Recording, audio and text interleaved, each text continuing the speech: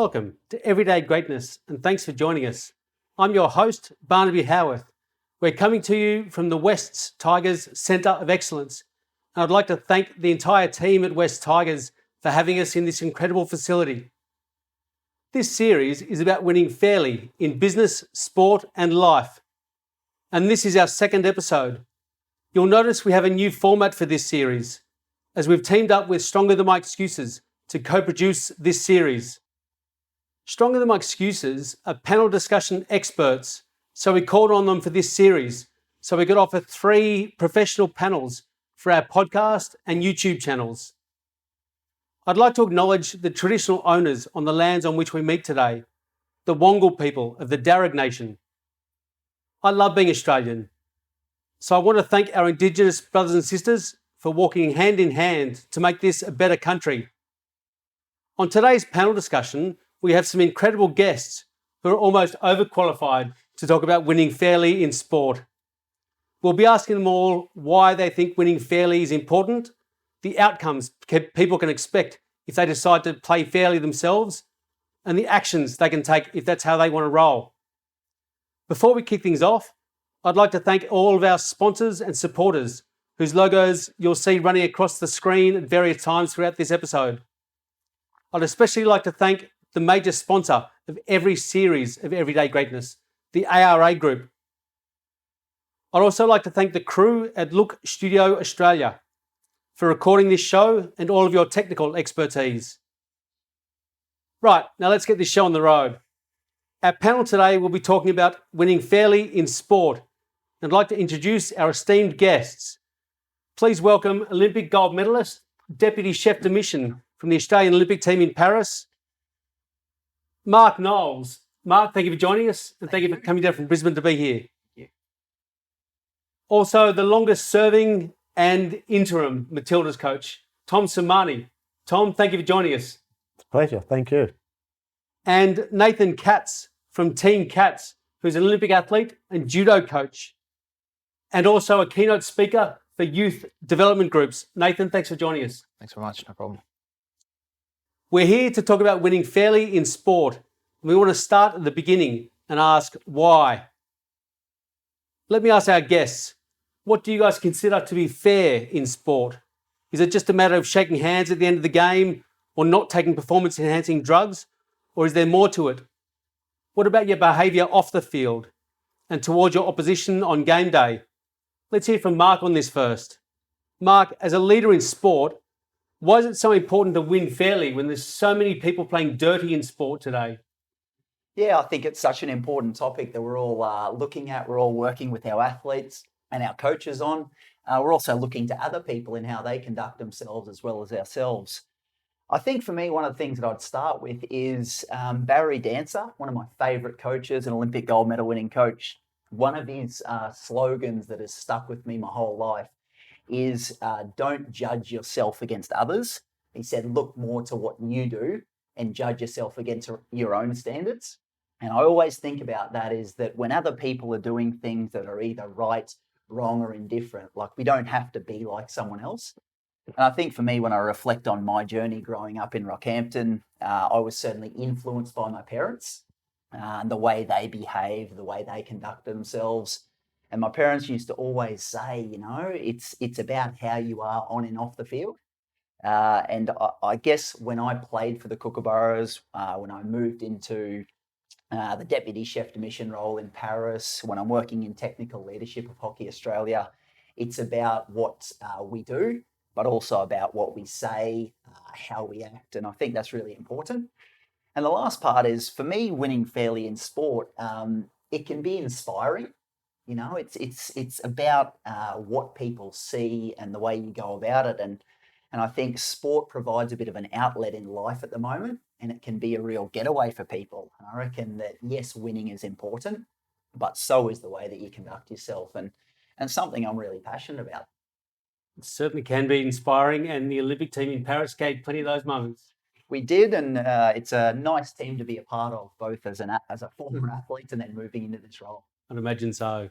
Now, Tom Sermanni, let me ask you, you've been involved in some pretty high-level national teams, Australia, the US and New Zealand. Do people actually care how they win? Doesn't everybody just want to win games these days at the national level? Does it matter how you do it? It matters how. Some people probably don't care how you win, and I think there are extraordinary pressures on athletes now who people forget are young people making their way in life just generally and have, the usual anxieties that young people have in life. So there's an extreme amount of pressure. But I think that the key thing, and particularly if you're looking at it from a coaching perspective, it's setting a standard of behaviours. And I think that's the important thing. So everybody wants to win, but you have to set a standard of behaviours that are acceptable, not just to on the field, but are acceptable and generally in life. And I think that's an important role that a coach has to emphasise on athletes. And I think if you can blend those with your competitiveness and your willingness to win and your determination to win, then that creates an environment where, hopefully you're going to win games or win tournaments or matches, but at the same time doing it in a way that you feel is fair and that you've actually done it through hard work and real endeavour. Very good answer, very wise. Now, Nathan, you're a former Olympian, now a coach in the sport of judo. Why do you try and encourage the kids you're training to play fair, and how do you make them do it when sport moves so fast these days? Yeah, I think it's a complex answer. I think I only retired less than 12 months ago now, so I'm really young in this journey in coaching. But I think as an athlete, I was always really cognizant of the fact that I was one of the higher performing Australians, and there's a lot of young people looking at you as an example. And I definitely wasn't always perfect. And as these guys have touched on, there's so much pressure to win, but also so much desire to win. And sometimes it can be really difficult to separate winning at all costs with the way in which you want to conduct yourself and is the right way to do so. So it's definitely very challenging. I think as an athlete, I always sort of competed with the mindset that there was always someone watching that was using me potentially as an example of the right behavior to follow. And obviously there's pressure on me as a coach to get results and for my team to perform. And there's so much pressure on them to get the result and their own expectation too. But I think trying to separate performance from winning, I think, is a really good way of allowing them to concentrate on the way in which they need to perform and not just the outcome. I think when we're really tied to outcome, it can be so difficult to be really mindful of the way in which we're behaving. It's challenging and it can flirt with both sides of the line, but I think it's something that is really, really important. There must be some wisdom seeping in from the old blokes next to you. That was an incredible answer. Thanks. I love that because my granddad's slogan in life was, remember, someone's always watching. And I always think about that. And I heard that just then and I scribbled it down. I was like, this is amazing. That was my granddad's slogan in life. Very true. Well, that ties in perfectly with my 2 cents on this topic. Since I've finished playing Aussie rules footy, just because of simply trying to not be a dickhead and realise that other people are watching, I have interviewed on Everyday Greatness the Governor-General of Australia, Sam Mostyn, 2014 Australian of the Year, Adam Goodes, Fox Footy host and commentator Sarah Jones, and Australian Paralympian Ahmed Kelly. Every one of those interviews came about through friendships built through sport and fairness. I never acted fairly because I thought I might one day host an interview show and need to ask these people to be my guests. I just focus on the game plan, and the result is taking care of itself with this show. Now let's move to the second question that I've pumped my own tyres. Let's look at outcomes. What outcomes are people looking for if they play fairly in sport? When people don't play fair, what does that do to the game or the people involved? And what would be a better outcome when more fairness is included? How do you find values-based things like integrity, respect, and kindness in a player? Let's hear from Tom on this first. Tom, when you debuted the likes of Sam Kerr and Caitlin Ford, did you try and impress on them the importance of their status as role models for Australia? Or did you just teach them how to win games of football? That's a really good question. I think what you do with the young players is that hopefully they're coming into an environment that's already been created for them. So you're not actually having to emphasise that to them. Hopefully that's done through your management and your philosophies, but also done through the senior players that are in your team and have been in your team for some time. So I think, the key thing, I think Nathan touched on it, is that balance between performance and results. And that's particularly in sport where that really grey area comes in. So I think there's an importance, particularly if you're dealing with young athletes, it's about performance and about their development and about creating more than just a football player or a hockey player or a judo wrestler. Is that right? Athlete. Judo athlete. I apologise. I should have got my terminology right.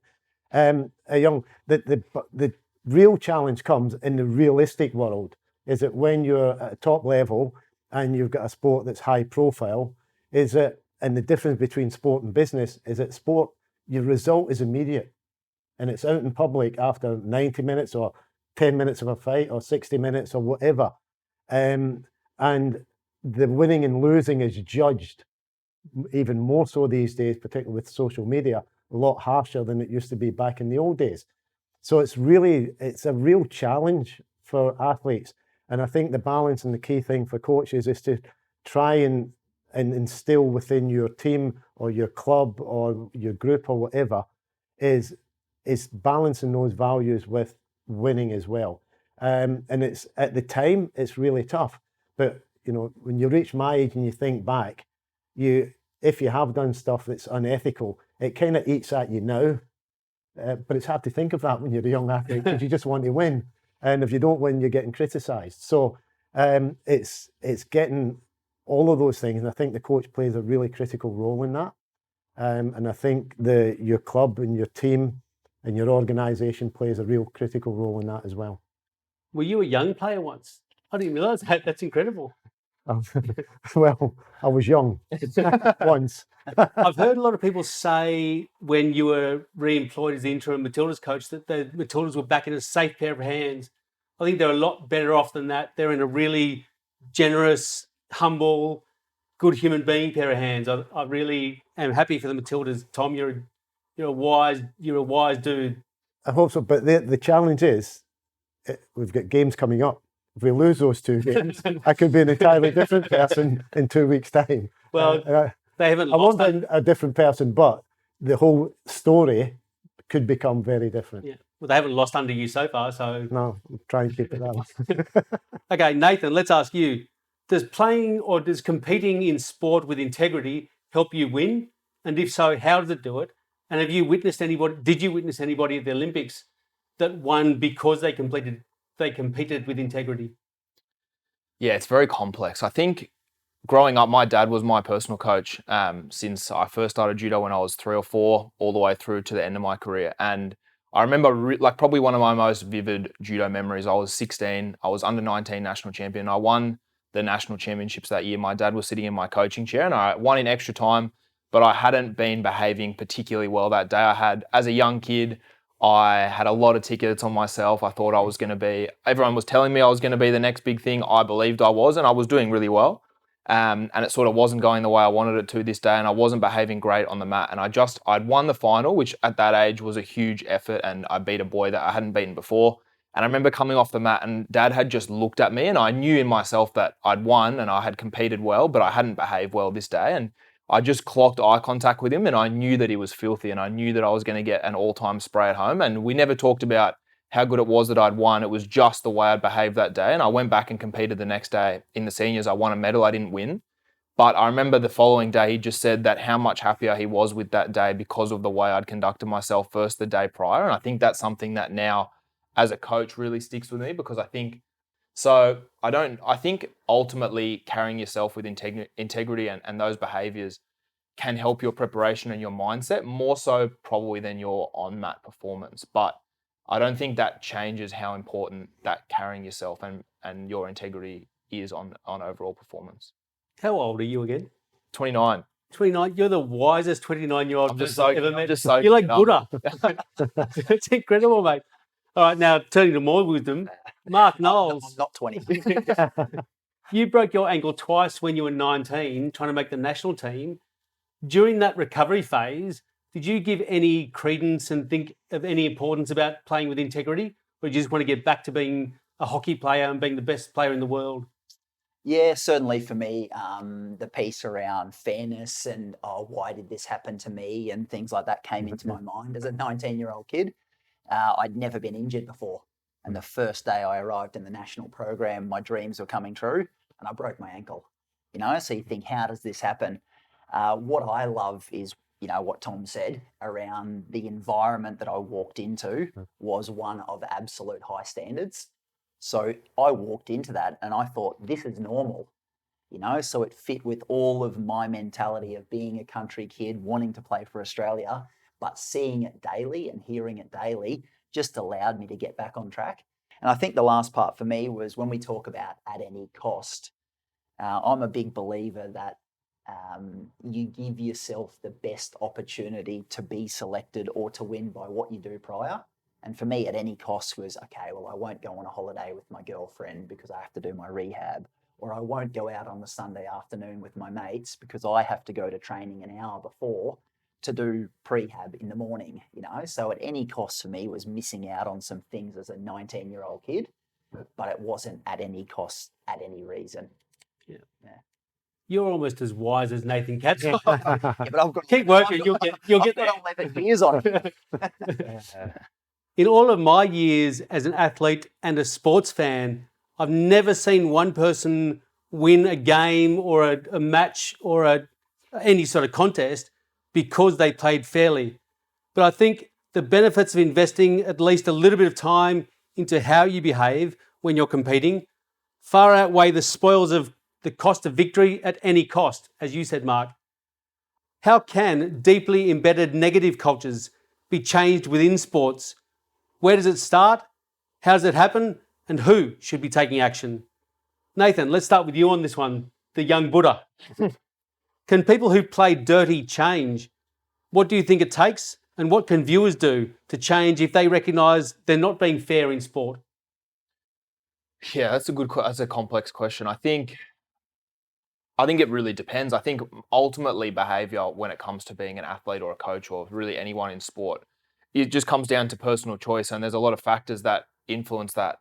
The pressure of competing in a sport which is very high profile, the pressure of an Olympic Games, the pressure of a big moment or occasion, a job, whatever it might be. And I just think ultimately people's behaviors are largely choices. Sometimes we react in a way that might not be happy with or proud of, but how we respond to those things is always a choice. And I guess I sort of use that example. It's a very minor example of when I was 16, 17, but how you wish to behave the next day and following on from that is your choice. I think you definitely can change, but there's also varying levels of whatever, like doing whatever, winning at all costs. I think there's some things that you can come back ultimately from anything, but in the court of public, especially now with social media being so rife, is if you're, for example, a drug cheat, I think you're largely always labelled that regardless of, you look at like a Justin Gatlin, who was one of the world's fastest men, and anytime he'd compete, I watched him compete at the Olympics and the crowd boos him. And it's not because he's not an incredible athlete, but you've got this brush now of being a cheat. So it's very, very hard,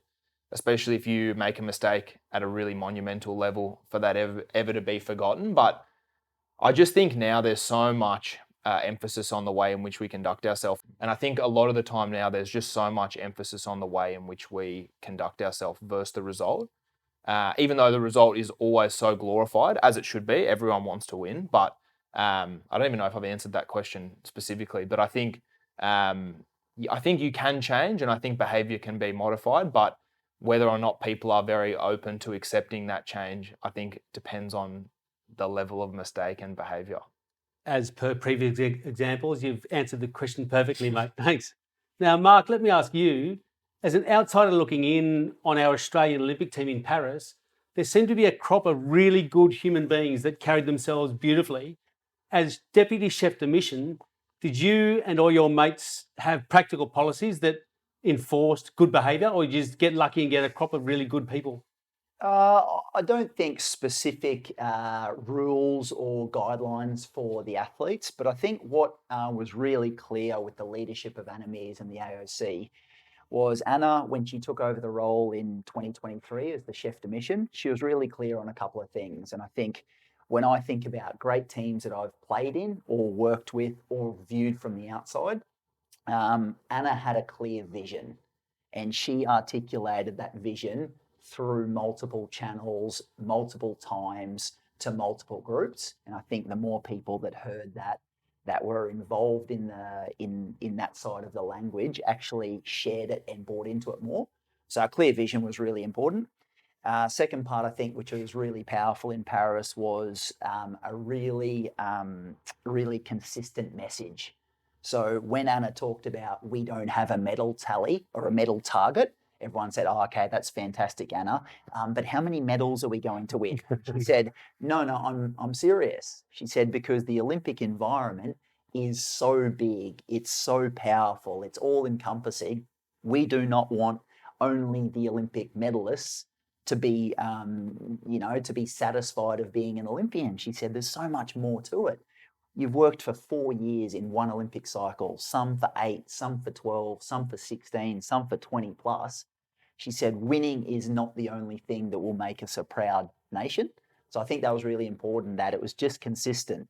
One of the most powerful moments for me was when we got up in the morning, we go down for a coffee, and you're walking around and you're shaking hands with athletes, chef de mission, deputy chef, coaches, and they said, "Oh, but I didn't win." We said, "I know, but look how good this environment is." And they went, "Oh, far out." And they would stand there and celebrate other athletes in the environment. And for me, that was a really powerful show of leadership, and show of how you can conduct yourself in a way that shows that you care for others, that your message and your leadership is really consistent, and that you're going to stick to your vision. And I'm extremely proud that I got to be part of Team Australia. But certainly that leadership from Anna and the AOC allowed my role as a deputy to be so easy.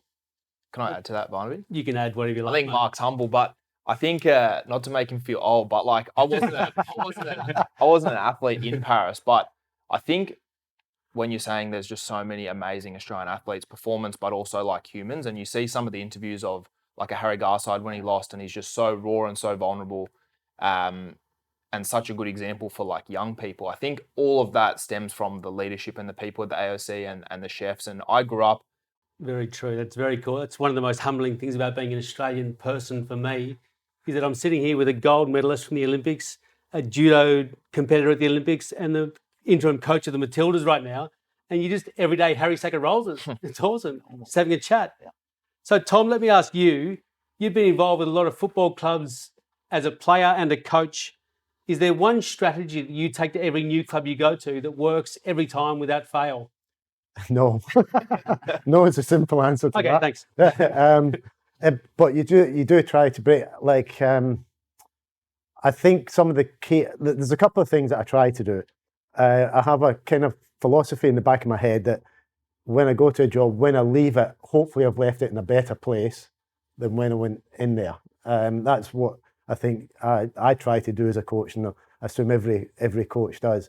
The second thing that I think is really important for players, particularly female athletes, is consistency. I think that is really important. And having gone through a whole variety of football managers, and particularly when I grew up playing football, you didn't have the same support staff, you didn't have the same strategies. You basically got shouted at if you played badly, and you got on with your job if you played well. But I think the key thing is consistency. I think what I've found is that having played for some of them, the coach that's Dr. Jekyll one day and Mr. Hyde the next day is the one that really throws athletes. And I think if you have a consistent, the one thing I emphasise when I take a team is that I don't have a whole set of rules. In fact, I don't have any rules. But what I try to do is have a set of consistent behaviours that I expect from me, from the staff, and from the players. But the key thing is then making sure that you stick to them and you don't let results and other distractions and other pressures get in the way of those. That's a very good answer. I think a lot of people think they're successful and they're winning and they're doing their job well because they pretend they're adhering by the behaviours for a day or two. Yeah. But as you said, it's consistency. It's doing it every minute of every day. I used to think when old people, speaking of old people, used to say... Stop talking about Nathan like that. I was looking at Nathan. Yeah. There's no I in team, or a star team will beat a team of stars every day of the week. They didn't know what they were talking about. Being a good person never won anybody a game of footy. But now I realise that's the stuff that builds the culture in sports clubs and associations. And that's the stuff that wins premierships. A bunch of good people all pulling in the same direction with the same goals and trusting each other. Now let's move on to the last question. I want to ask you all for your one word to wrap up the actions we just spoke about. One word that's an action that viewers can take away with them from this show. Can I start with you, Mark? What's your one word that sums up your messaging today? I can't use consistency anymore, Tom. Sorry. So I'm going to go with relatable. Very good. Relatable. I like it. Thank you, Nathan.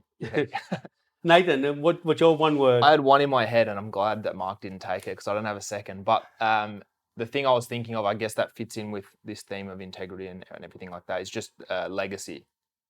The legacy that you want to leave. I won't. You said one word, so I'll leave it. I'll leave it at that. You are a Buddha. You're the wisest dude I've met. And Tom, what's your one word? My one word is actions. I've seen and gone into a lot of, usually when you go in as a coach, it's usually because somebody's got the sack and there's been issues in things, so you have to try and sort things out. And I've gone into quite a few teams in different environments where they've used up probably a small forest of butcher paper, going through a whole list of things that get slapped across walls and who then end up in the bin. And I think the key thing is anything you do, it's all about your actions. You can talk a good game, but it's how you act. Very good. So you could have used consistency. Yeah. My one word is friendship. I think friendship is one of those things that people think they can do and look good and put it up on their social media every now and then. But it's one of those things you just got to be consistent about. Don't be a dickhead for a long period of time and things tend to work out.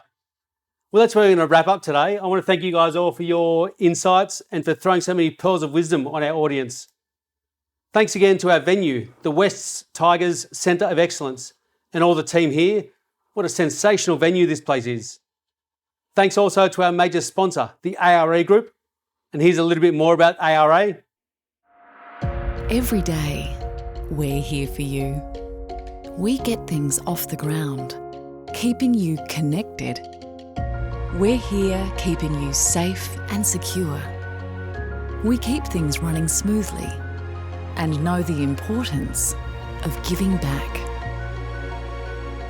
Every day, we're here. ARA, here for you, here for good. Thanks to our sponsors and supporters whose names you will have seen rolling across your screens at various times today. And thanks to our guests, Mark Knowles, Nathan Katz and Tom Samani. Thank you all for joining me. Remember, you can watch us through YouTube or podcast on Everyday Greatness or Stronger Than My Excuses. And please share this show with anybody you think it might benefit. I hope you'll join us next week, where we'll be talking about winning fairly in life with some people who know all about it firsthand. 1990 ASP Women's Surfing World Champion Pam Burridge, former Socceroos captain Paul Wade, and the Managing Director of Sport and Life Training in Melbourne, David Burt. Thank you to our guests for joining us, and thank you all for watching. I'm Barnaby Howarth. Thank you for joining us.